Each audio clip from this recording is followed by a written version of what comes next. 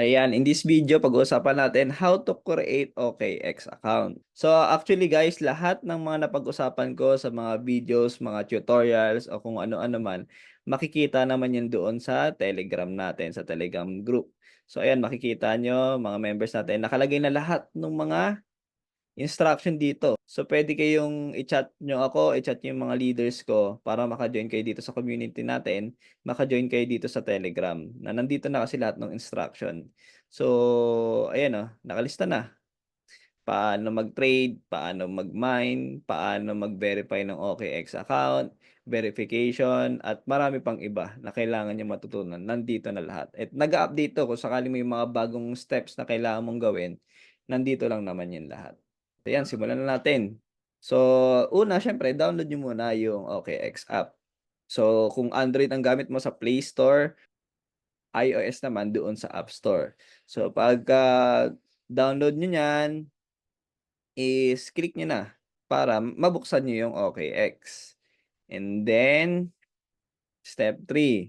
So, pag mag-start kayo, may lalabas na ganito. So, check nyo tong by creating an account, I agree to OKX terms of service. And then, click nyo next. So, pagka next nyo, confirm. Kasi, i-sure nyo na Philippines yung pipiliin nyo, Philippines. Ayan. And then next is, punta kayo sa step 5 in which ilalagay nyo yung email address nyo or ilalagay nyo yung referral code na nag-invite sa inyo. So, kung sa akin nyo to nakita, gamitin nyo tong link ko or dito sa comment section o kaya ilalagay ko sa description.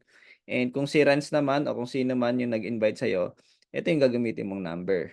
Okay? And then next is to make sure na totoong tao kayo. Ayan, i-slide nyo lang to papunta doon sa mic kung saan kayo pinapapunta. Ayun, magkakaroon din siya ng verification code sa email nyo. So, i-check nyo yung email nyo. And then, kapag nakuha nyo na yung email nyo, yung verification doon, na-type nyo na, next naman ilalagay nyo yung number ninyo. So, pagkalagay ng number ninyo, click verify.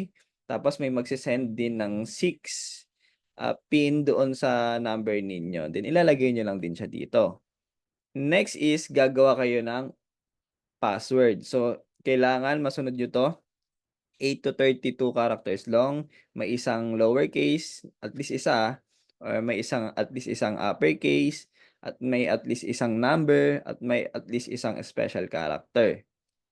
So, pagkatapos niyan, may password na kayo. Step 11, click skip lang dito sa part na to. May mga ganyan kineme pa kasi si OKX.